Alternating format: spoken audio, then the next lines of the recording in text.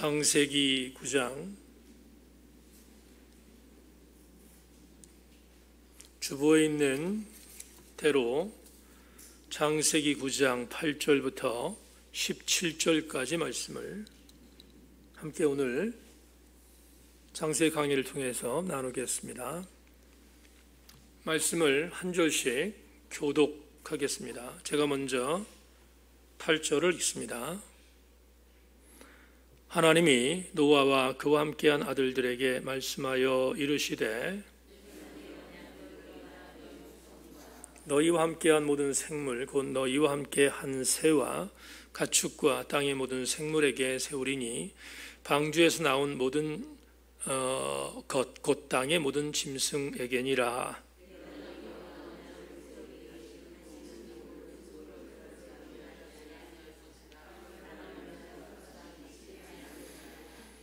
하나님이 이르시되 내가 나와 너희와 및 너희와 함께한 모든 생물 사이에 대대로 영원히 세우는 언약의 증거는 이것이니라.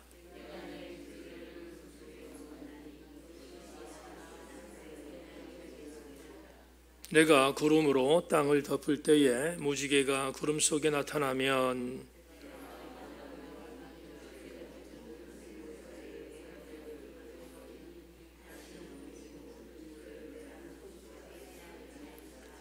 무지개가 구름 사이에 있으리니 내가 보고 나 하나님과 모든 육체를 가진 땅의 모든 생물의 사이에 영원한 언약을 기억하리라.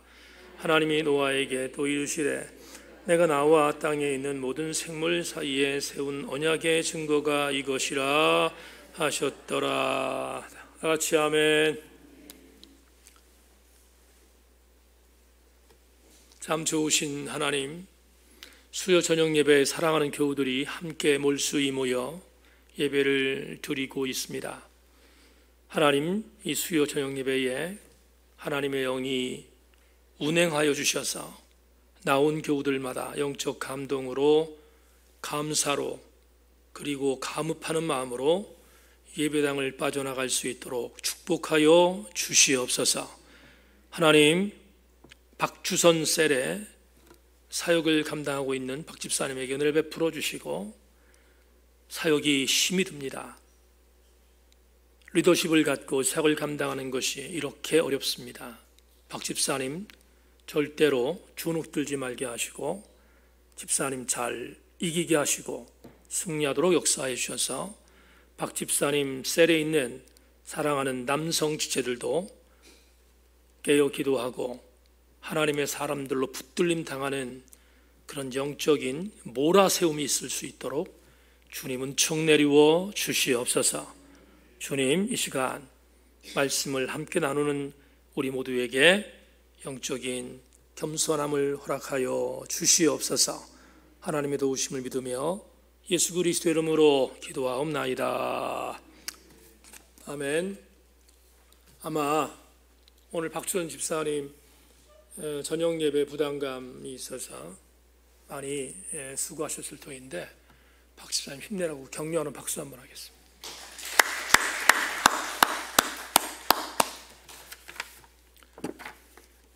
여러분과 오늘 창세기 39번째 강의의 제목으로 캐셔트라는 단어의 제목을 갖고 말씀의 은혜를 나누겠습니다. 여러분 말씀에 은혜 받고 돌아가시고요. 또 함께 겸손하게 말씀에 조명을 받고 돌아가는 귀한 시간 되기를 주님의 이름으로 소망합니다. 오늘 여러분과 말씀을 나누기에 앞서서 찬양 한 곡을 하나님께 드리고 그리고 설교를 시작하겠습니다. 아주 오래전에 나왔던 복음성가인데요. 이제는 이런 찬양을 뭐라고 표현해 주죠? 옛날 흘러간 찬양 이렇게 표현들 하는데 제게는 많은 은혜가 있었던 찬양이기 때문에 함께 이 찬양, 반주자가 있으면 반주를 좀 부탁하겠는데 반주자가 없으니까 제가 직접 찬양을 한번 하겠습니다. 하나님 한 번도 나를 실망시킨 적 없으시고 언제나 공평과 은혜로 나를 지키셨네. 지나온 모든 세월들 돌아보아도 그 어느 것 하나 주의 손길 안 미친 것 전혀 없네. 오 신실하신 주, 오 신실하신 주, 내 너를 떠나지도 않으리라. 내 너를 버리지도 않으리라. 약속하셨던 주님, 그 약속을 지키사 이후로도 영원토록 나를 지키시리라 확신하네.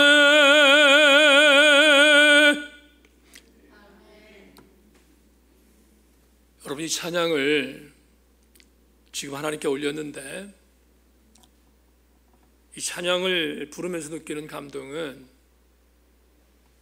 내가 하나님 앞에 신실한 게 아니라 하나님 나에게 신실하신 것에 대한 감사가 이 찬양 안에 녹아 있다는 점이죠. 뒤돌아보면 수없이 하나님 앞에서 나는 하나님 앞에 신실함을 드리지 못했는데 하나님은 여전히 나에게 대해서 신실하신 그 은혜를 주셨다는 것만 생각해도 정말 엄청난 감사가 아닐 수 없습니다.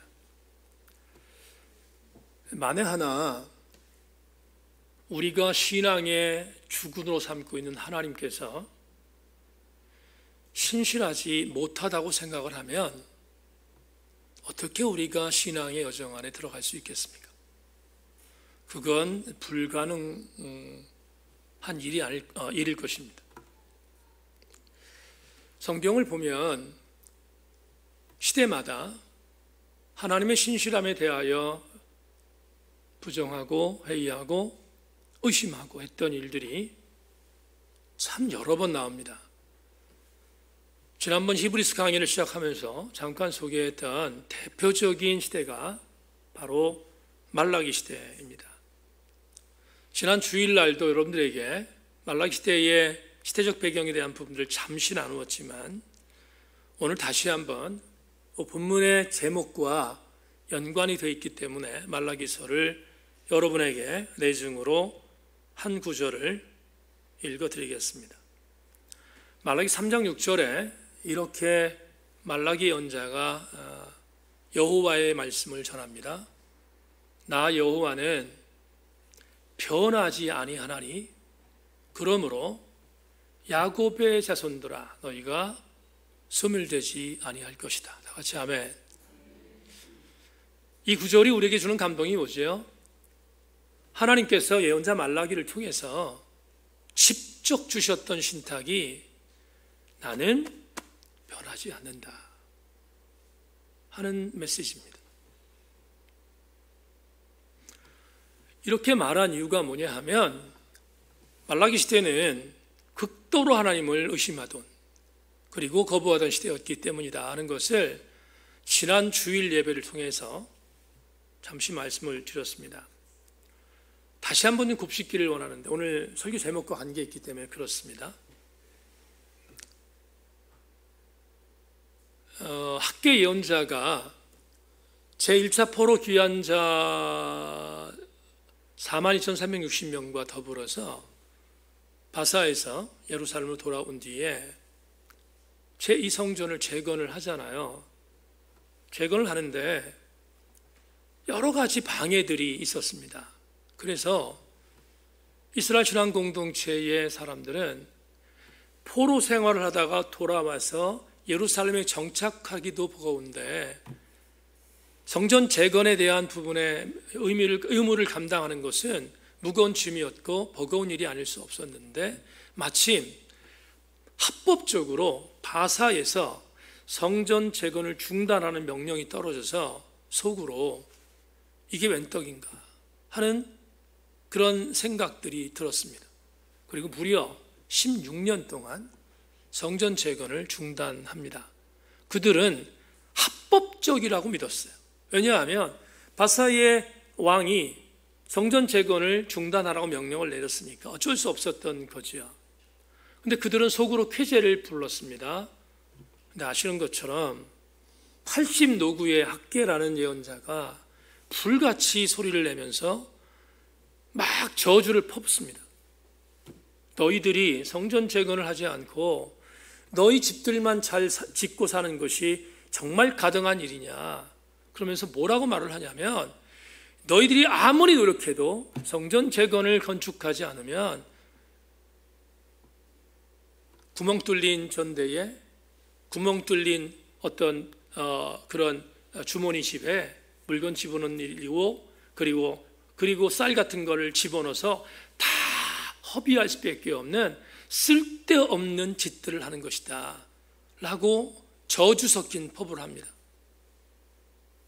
그러자 불편했던 설교잖아요. 학계 연자의 설교가. 나무를 가져와라. 산에 올라가서 그리고 하나님의 집을 지어라. 이게 먼저다. 이렇게 예언을 합니다.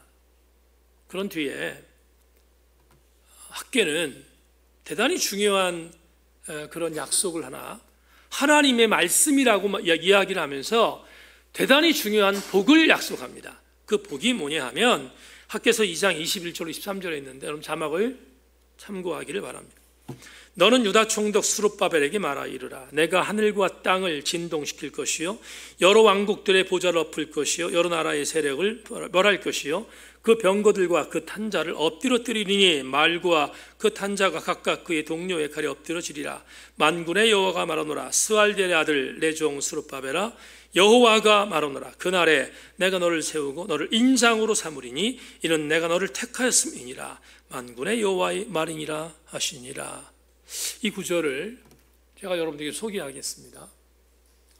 학계 예언자가 당시에 스룹바벨이라는 지도자가 성전 재건을 하다가 중단했으니까 그를 불러서 학계 예언자가 하나님 말씀이다 라고 전합니다. 뭐라고 전하냐면 스룹바벨아 하나님께서 하늘과 땅을 진동시킬 거다. 그리고 나서 지금의 왕국의 보좌들을 뒤집어 엎을 거다. 흩어버릴 거다. 지금의 세력들을 멸할 것이다. 그리고 지금 병거를 탄 자, 말탄 자, 강력한 국방력을 갖고 너희를 지금 짓누르고 있는 이 모든 세력들을 완전히 엎드려질 것이다. 하나님께서 그리고 이렇게 나에게 말했다. 스룹바벨아 너에게 하나님의 축복의 인장을 끼워줄 거다. 너가 바로 그 주인공이 될 것이다. 이렇게 스룹바벨에게 스룹바벨뿐만 아니라 성전 재건을 중단한 유다 백성들에게 성전 재건을 하면 이런 복이 임할 것을 분명히 약속합니다. 학계 예언자의 예언서에 이 내용이 있어요. 지금 소개한 것처럼. 그런데 이게 얼마나 엄청난 일이냐면 하나님은 이 말을 제가 이제 오늘의 어떤 의미로 풀면 이런 거예요. 스룹바벨을 비롯해서 남유다의 백성들이 중단된 제2성전을 재건하게 되면 여러분 주목하세요. 바사가 지금 유다를 식민지로 만들었지 해방시켜 줄 거야. 독립할 거야. 너희를 짓누르고 있는 일체의 세력들을 하나님께서 물리쳐 줄 거야. 그리고 스룹바벨은 다윗의 계통의 다윗의 후손이었거든요. 그러니까 다윗에게 약속했던 다윗 왕국을 반드시 다시 세우며 회복시킬 거야 라고 약속한 거예요. 그러니까 학계 예언자의 동료를 받았던 유다 백성들은 얼마나 감사합니까? 얼마나 감격적이겠습니까? 그래서 그 감격을 성취하기 위해서 성전을 재건하기 시작했습니다. 그리고 지난 주일날 설교했던 것처럼 주전 515년, 516년 어간에 제2성전을 재건하는 데 성공합니다. 그러니까 주전 515년부터 16년 사이에 제2성전이 세워진 거예요. 솔로몬 성전처럼 위대한 성전은 아니었지만 그래도 제사를 드리고 이스라엘 영적인 신앙적인 구심점이 될 수 있는 성전이 건축됐다고요. 그러니까 얼마나 기뻤겠어요, 유다 백성들이. 이제 예언자 학계를 통하여 약속했던 하나님이 복 주실 것에 대한 기대감에 부풀어 올랐을 거예요. 그런데 조금 전에 말씀드렸던 말라기, 예언자 말라기는 주전 5세기 사람이거든요. 그러니까 이 말은 무슨 말이냐면 515년에 성전이 건축됐는데 말라기라는 예언자는 400년대로 내려가는 예언자인데 이때 400년 중후반에 예언했던 예언자가 말라기인데 이때 상태가 지난 주일날 말했던 그대로 남유다는 완전히 엉망진창으로 영적으로 폐역하기 시작했어요. 이유가 뭘까? 지난번 설교 여러분 복귀하면 너무 당연합니다. 515년에 성전이 재건됐단 말이에요. 학계 예언서의 예언자의 말에 의하면 이제는 독립이 돼야 한단 말이죠. 왜? 주전 400년으로 내려갔으니까. 벌써 길게 잡으면 50년 이상이 지났단 말이에요. 근데 독립이 안 돼요. 하나도 복이 임하지 않아요. 그러니까 이거 하나님 우리한테 학계 예언자를 통해서 이거 우리한테 공수표 날렸네? 심지어 학계는 우리한테 거짓말한 거짓 선지자네? 하는 분노감이 뿌릴 때 일어났어요. 그래서 반기를 들기 시작했습니다. 그래서 하나님 명령하는 것을 거부하기 시작했고요. 하나님께서 뭔가를 명령한 것은 반대로 행합니다. 안식일을 지켜라? 안 지킵니다. 이방 여인과 통혼하지 말라? 이방 여인과 통혼합니다. 11조를 들어라? 11조 근처도 안 갑니다. 막 살기 시작했습니다. 그게 말라기 시대의 반기였음을 말씀드렸어요. 그러면 말라기 시대의 유다 백성들이 그렇게 반기를 둔 이유는 하나님 약속이 이루어지지 않은 것에 대한 저항이잖아요. 약속이 이루어지지 않았으니까. 다윗의 계통을 통한 다윗의 왕국을 다시 재건시켜준다고 했는데, 우리 이스라엘이 다시 독립한다고 했는데, 하나님 우리를 복 주신다고 했는데 아무것도 일어나지 않았거든요. 그러니까 그들은 합법적으로 하나님이 우리한테 공수표 날렸으니까 우리도 하나님에 대해서 신뢰하지 않습니다. 그게 말라기 시대의 엄청난 재앙이었어요. 그런데 여러분에게 오늘 이런 이야기를 드리고 싶습니다. 약속이 안 이루어졌나? 약속이 안 이루어졌나? 독립이 안 됐고, 그리고 하나님께서 이스라엘 신앙 공동체에 복을 주시지 않았고, 이 등등에 대한 부분들을 갖고 지금 반항하고 있다고 말씀드렸는데 진짜 그런가? 제 생각은 좀 다릅니다. 지난 주일날 낮예배 때 이 설교를 해야 되는데 할 수가 없었어요. 왜냐하면 주일 낮예배가 너무 길어지니까 할 수가 없었는데, 여러분에게 오늘 이런 힌트를 드립니다. 성경을 해석할 때는 미시적인 해석이라는 것이 있고요, 거시적인 해석이라는 게 있어요. 미시적 해석이라는 것은 뭐냐 하면 성경에 있는 말씀을 그 당시의 상황에 맞추어서 그때 시대적인 내용으로만 해석하는 것을 미시적 해석이라고 합니다. 어떤 경우에는 이 미시적 해석이 필요합니다. 그런데 지금 오늘 본문에 있는 학계가 선포했던 그 예언의 복이 이루어지지 않은 것에 대한 학계 예언자의 이 말씀, 학계에서 2장 21절로 23절의 이 말씀을 해석할 때는 미시적으로 해석해서는 안 돼요. 거시적으로 해석해야 돼요. 이게 무슨 말인가? 쉽게 말할게요. 지금 유다 백성들은 우리가 수룹바벨 성전을 재건하면 바사라는 나라에서 독립될 것이고 우리는 완전한 주권 국가가 될 것이고 다윗의 계통을 통한 다윗 왕조 선민 공동체가 우리에게 다시 이루어질 것이라고 그들은 해석했다고 했잖아요. 근데 안 이루어졌어. 왜? 미시적으로 해석했기 때문이에요. 그러면 이 본문은 어떻게 해석되는가? 거시적으로 해석해야 돼. 이렇게. 안 이루어진 것이 아니라 여기 지금 학개서 2장에 나오는 여러 왕국들이라는 표현이 나오잖아요.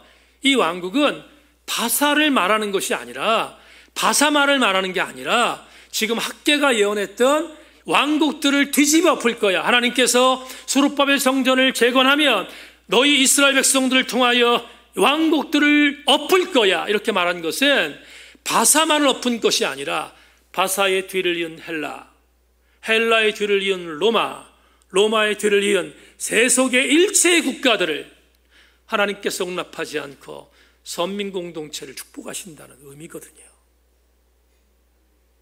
또 한 가지, 말탄 자들, 병거를 갖고 있는 자들, 칼 갖고 있는 자들, 그들을 전복시킬 것이다. 무력화시킬 것이다. 누구를 통하여? 스알디알의 아들 수룹바벨을 통하여. 그러면 조금 전에 말했습니다. 미시적 해석으로는 바사의 군사들을 이긴다고 해석하는 것이 옳지만 이것도 마찬가지예요. 하나님은 이스라엘 선민공동체를 통하여 다윗 선민공동체의 왕국을 재건하실 때 바사, 헬라, 로마 이후에 이루어지는 세속적인 모든 나라들, 그 나라들의 세속적인 물리적인 힘과 군사적인 힘을 하나님께서 하나님의 능력으로 제어하실 것임을 약속한 것이다. 언제 이루어지죠? 여러분, 거시적 해석의 가장 강력한 의미는 지금 이 시대가 오고 있다 이 말이에요. 주님이 당신의 나라를 이 땅에 완성할 때 학개서 2장 21절로 23절은 반드시 성취될 것이다. 우리는 제가 오늘 설교의 말씀에 서두에 이 말씀을 드린 이유가 있습니다. 여러분, 하나님은 공수표를 남발하시는 분이 아닙니다. 하나님은 당신이 지키시지 못할 약속을 인간에게 하는 분이 아닙니다. 악트마이어라는 교수님이 계신데요. 그분이 이렇게 해석했어요. 이 지금 오늘 본문에 있는 이 내용에 대한 부분들을 해석하면서 어떤 해석을 했는가 하면 학개 예언자의 예언, 이루어지지 않은 것에 대한 부분에 있어서의 불만, 말라기 시대의 모든 일들에 대한 부분들을 통틀어서 악트마이어가 이런 말을 합니다. 여러분 장합 보십시오. 하나님은 언제나 자신의 약속을 지키시는 분이시다. 그래서 하나님의 나라가 예수 그리스도라는 인물을 통해 우리 가운데 오시기 시작했을 때 다윗의 가문과 활동에서 나신 바로 그분은 수룹바벨 후손으로 오셔서 예언자께의 말씀이 성취되고 있다. 그분은 무궁하며 온갖 통치와 권력과 권위를 전복시키며 진동하거나 사라지지 않을 하나님 나라를 시작하셨다. 예언자께 의해 선포된 하나님의 말씀은 예수 그리스도 우리 주님 안에 성취되기 시작했다. 주께서 자신의 나라를 완성하시기 위해 재림하실 때 그분은 우리가 주님의 교회를 세우기 위해 일하고 있는 것을 발견하게 될 것이다. 이건 전부 다 아멘. 사랑하는 여러분, 하나님은 거짓의 약속을 남발하신 분이 아니고 하나님은 학개에게 거짓 공약을 내시은 분이 아니라 하나님은 학개 시대의 이 일이 이루어지지 않았다 할지라도 하나님은 반드시 당신의 아들 예수 그리스도께서 이 땅에 오실 때 하나님의 나라가 이 땅에 임할 때 이스라엘 신앙 공동체에 약속하셨던 이 약속이 이루어지게 하실 것임을 우리에게 제시하고 있다 이 말이에요. 우리는 흔들리지 말아야 합니다. 왜 오늘 제가 이 말씀을 드렸는가? 본문 때문입니다. 여러분, 오늘 본문 9절부터 11절을 읽겠습니다. 따라오십시오. 본문 9절 11절. 내가 내 언약을 너희와 너희 후손과 너희와 함께한 모든 생물 곧 너희와 함께한 새와 가축과 땅의 모든 생물에게 세우리니 방주에서 나온 모든 것 곧 땅의 모든 짐승에게니라. 내가 너희와 언약을 세우리니 다시는 모든 생물을 홍수로 멸하지 아니할 것이라. 땅을 멸할 홍수가 다시 있지 아니하리라. 다 같이 아멘. 자, 보세요. 테바에서 노아와 그의 식솔들이 나왔습니다. 우리 공부했습니다. 나오자마자 제단을 쌓습니다. 하나님께서 그들에게 축복하셨다고 했습니다. 오늘 본문은 예배를 드린 뒤에 이제 생활을 해야 되는 노아와 아들들을 부르셨습니다. 하나님 부르셨습니다. 부르셔서 그들에게 약속하십니다. 언약하십니다. 제가 약속에 대한 이야기를 하려고 말라기 예언을 오늘 다시 끄집어낸 것인데, 하나님이 노아와 그의 아들들에게 약속하셨어요. 뭘? 이렇게. 노아야, 아들들아, 내가 다시는 이 땅을 홍수로 멸하지 않을 거야. 하나님 약속입니다. 다시는 이 땅을 물로 심판하지 않을 것임을 약속했습니다. 그런데 지금 여러분 읽었던 9절 보세요. 다시 한 번만. 내가 내 언약을, 언약이라는 단어 주목하십시오. 그리고 11절에 너희와 언약을 세우리니 할 때 언약도 주목하세요. 언약이라는 단어 나왔잖아요. 이 단어가 베리트라는 히브리어의 번역입니다. 저는 설교했어요. 이미 베리트가 뭔지. 이 베리트는 우리나라 성경에는 언약으로 번역되어 있지만 아브라함 창세기 15장에 보면 아브라함에게 하나님께서 언약을 주실 때 깊이 잠들게 하신 뒤에 이런 현상을 보게 합니다.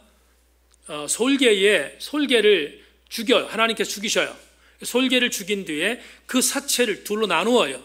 나누어서 아브라함 환상을 보여주십니다. 나눈 뒤에 노아에게 하나님이 지나가시는 걸 보여주십니다. 아브라함에게 이렇게 보여주시는데 하나님께서 그 사체의 사이를 지나가시는 환상을 보게 하신다 이 말이에요. 그때 언약이라는 단어가 나오는데 이 언약이 베리트입니다. 베리트는 문자적으로 말하면 사체를 반으로 나누어 사이를 지나가다, 그런 뜻이에요. 그러면 무엇을 의미할까요? 어떤 것을 의미하겠어요? 언약이. 이 언약을 어기면 사체처럼 될 것이라는 거예요. 다시 말하면 하나님은 언약을 무시무시하게 소중히 여긴 것입니다. 당신은 한 번 내뱉은 약속을 인간처럼 변개하지 않으세요. 인간처럼 밥 먹듯이 약속을 어기잖아요. 하나님은 당신이 언약한 내용을 반드시 지키는, 찬양한 것처럼 신실하신 하나님이시다 하는 것을 이 베리트라는 단어를 통하여 오늘 말씀하고 있어요. 본문에 9절부터 11절에 언약이라는 단어가 두 번이나 들어갔습니다. 하나님께서 노아와 그의 아들들에게 말합니다. 내가 너희들에게 약속한다. 내가 베리트한다. 너희들을 다시는 물로, 홍수로 심판하지 않을 거야. 이렇게 약속하셨어요. 그런 뒤에 굉장히 중요한 또 하나의 의미를 오늘 이어지는 본문 12절부터 마지막 절까지 말씀하고 있습니다. 자, 보십시오. 12절부터 17절까지 말씀을 제가 다시 한번 읽겠습니다. 하나님이 이르시되 내가 나와 너희와 및 너희와 함께하는 모든 생물 사이에 대대로 영원히 세우는 언약의 증거는 이거니라. 따라오십시오. 대대로 영원히 세우는 언약의 증거는 이것이니라. 내가 내 무지개를 구름 속에 두었나니 이것이 나와 내 세상의 사이의 언약의 증거니라. 내가 구름으로 땅을 덮을 때 무지개가 구름 속에 나타나면 내가 나와 너희와 및 육체를 가진 모든 생물 사이의 언약을 기억하리니 다시는 물이 모든 육체를 멸하는 홍수가 되지 아니할지라.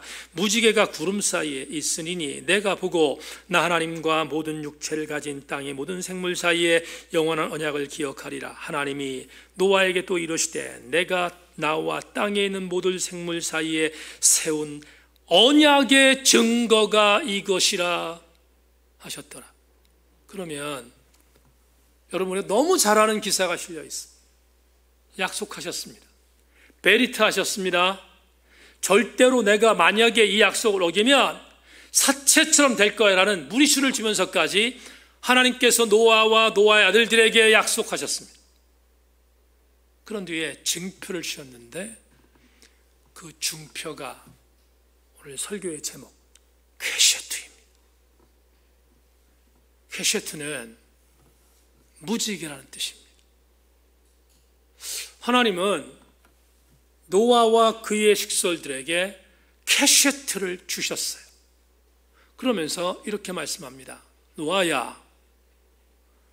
노아의 아들들아, 무지개가 보이면 내가 기억할 거야. 오늘 본문에 분명히 말씀하고 있습니다. 내가 무지개를 너희들한테 증표로 보는데 너희들도 무지개를 보면 내가 했던 약속이 기억나도록 생각해라. 어떤 약속? 물로 심판하지 않을 거야. 근데 놀라운 사실이 있습니다. 하나님도 이렇게 말씀합니다. 나도 기억할 거야. 이렇게 말씀하세요.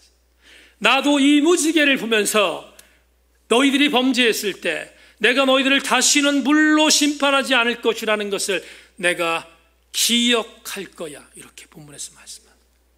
그런데 주목할 게 있습니다. 우리가 오늘 놓치면 안 되는 중요한 은혜가 하나 있습니다. 하나님은 이 무지개의 약속을 노아와 노아의 식솔들에게만 하신 말씀이 아니라는 것입니다. 그러면 무지개를 통하여 이 땅을 멸하지 않겠다고 약속한 대상이 인간 말고 또 다른 대상이 있어요. 본문에. 오늘 본문에서 그 대상을 생물들이라고 말합니다. 생물. 그러니까 생물이라는 말은 다른 말로 표현하면 땅에서 살고 있는 일체에 살아있는 동물. 또 하나 생물에 뭐가 들어가죠? 식물도 들어갑니다. 여러분 좁히겠습니다. 하나님께서 이 땅을 다시는 물로 심판하지 않겠다고 약속을 천명했던 대상이 인간, 동물, 식물까지입니다. 이 세 종류에게 물로 심판하지 않겠다고 베리트 약속하셨어요.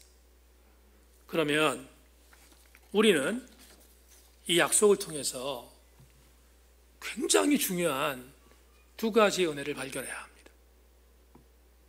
이 약속이 얼마나 중요한 것인지를 지금부터 간단히 두 가지로 여러분들에게 설명하겠습니다. 첫째, 문장 봅시다.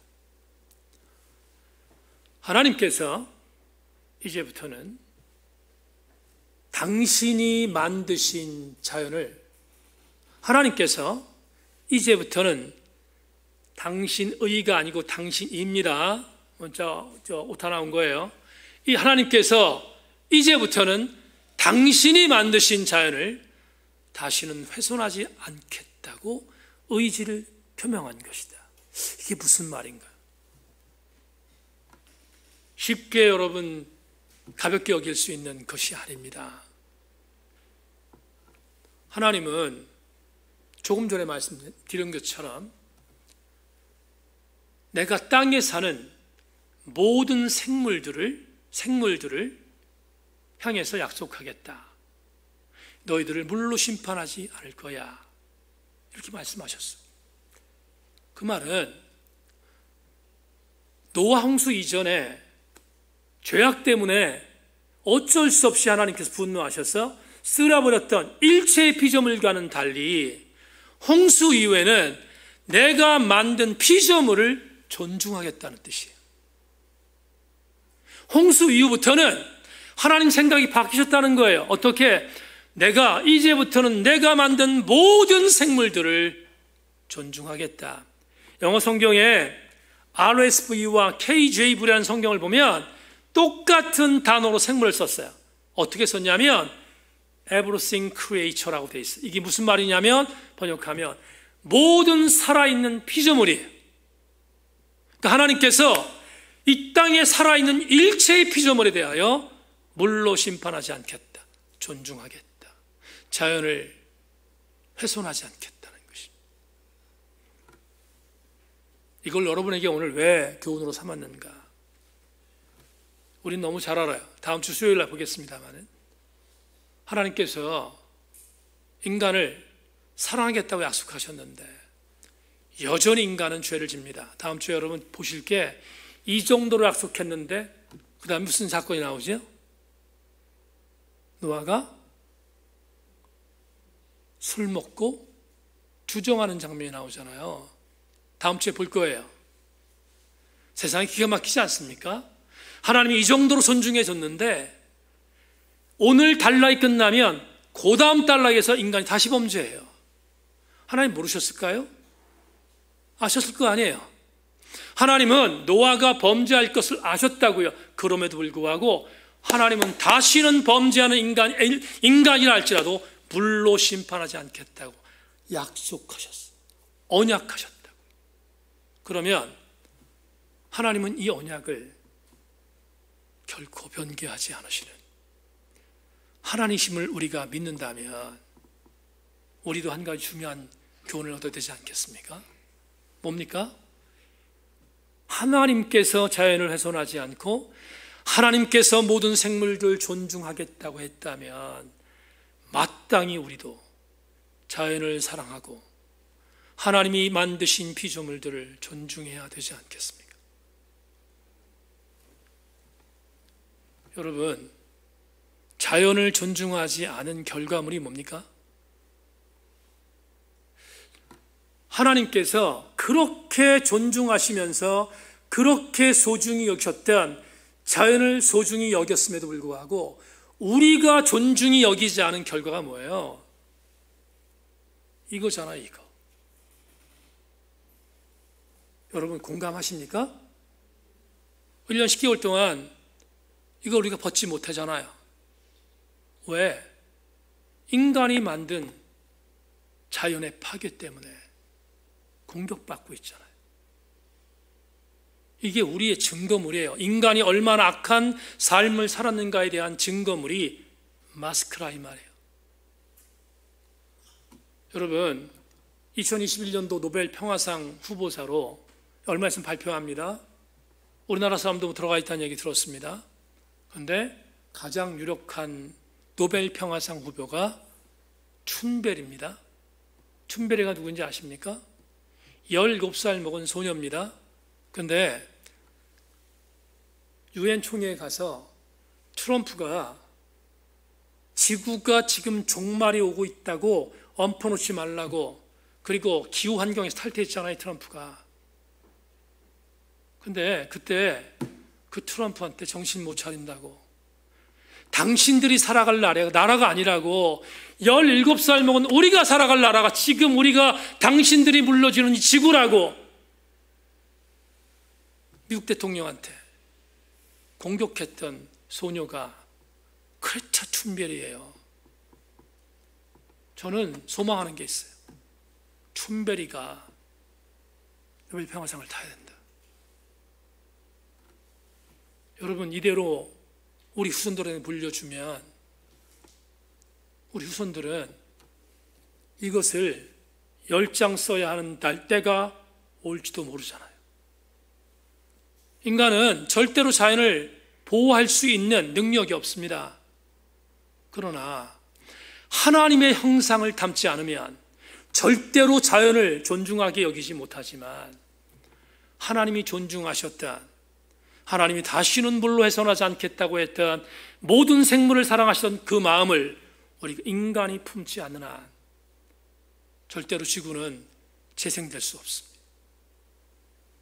오늘 창세기 강의를 통하여 저와 여러분들이 가슴에 담아야 할 것은 하나님께서 존중하겠다고 했던 자녀라면 우리도 마땅히 존중해야 되며 우리도 마땅히 보호해야 된다는 사실을 첫 번째의 영적인 도전으로 여러분에게 드리고 싶습니다. 두 번째, 오늘 노아의 식솔들에게 하셨던 이 언약을 통하여 우리가 또 하나 얻어야 할 감동이 있습니다.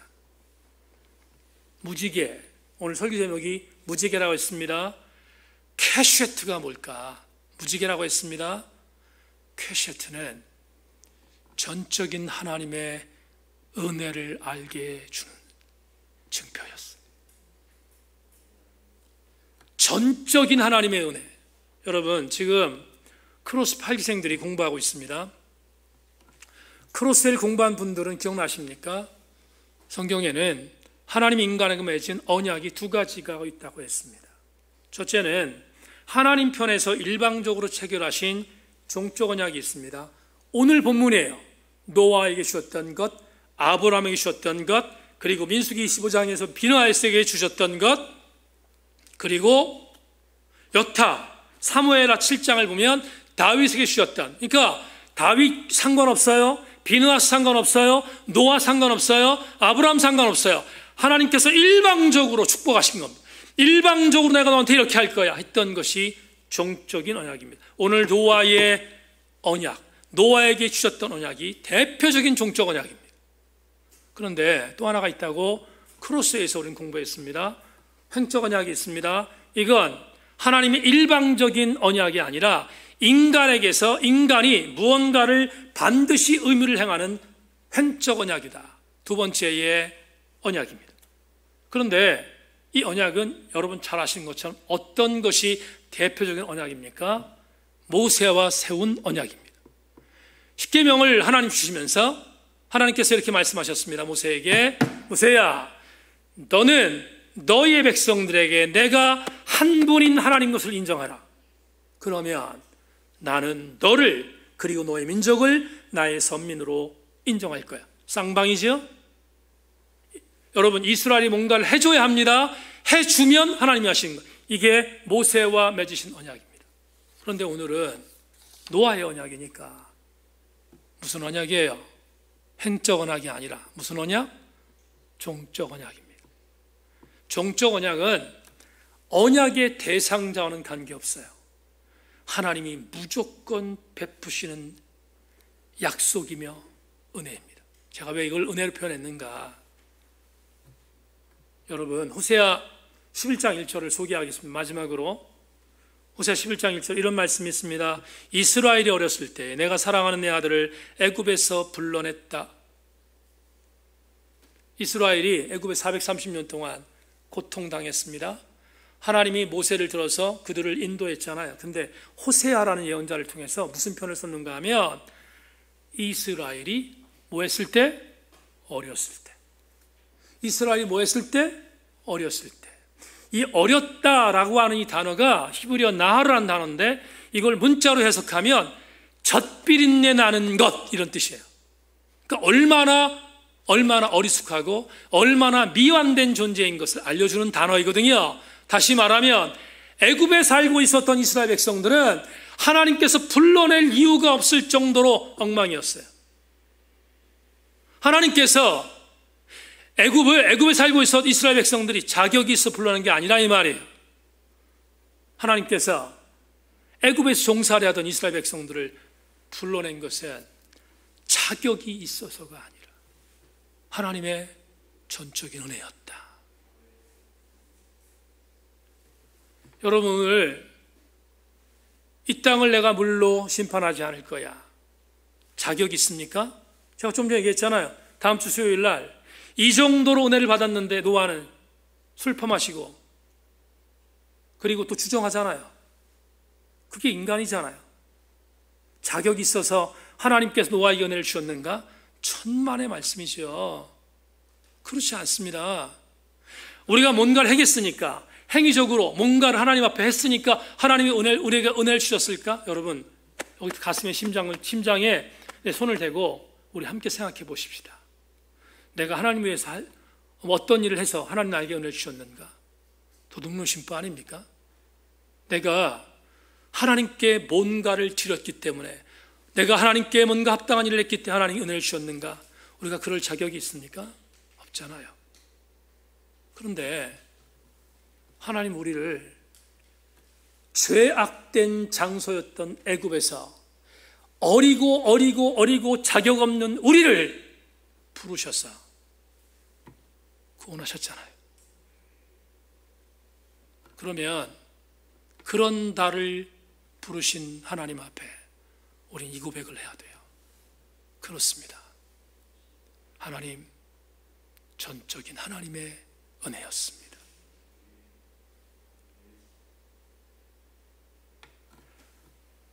오늘 수요 저녁에 나오신 교우 여러분, 주무로 예배드리는 교우 여러분,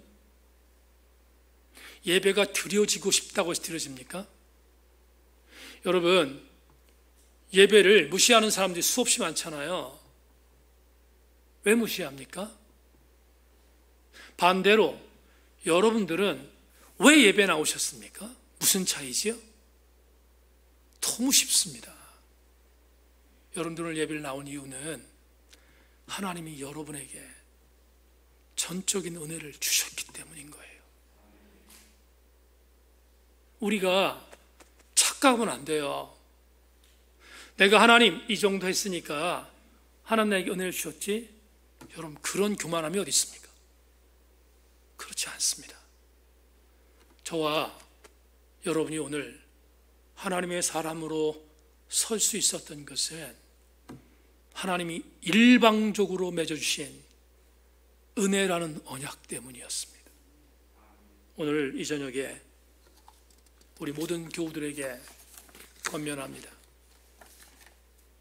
단순히 오늘 본문은 단순히 우리에게 주신 본문 중에 하나님의 언약의 중표를 주셨던 퀘쉐트는 그냥 무지개네가 아니라 그 무지개를 볼 때마다 하나님이 주신 은혜를 기억하라는 하나님의 명령인 것을 기억하고 우리 전체의 교우들이 하나님의 은혜 안에 더욱더 깊이 잠기는 모든 성도들 되기를 주님의 이름으로 축원합니다.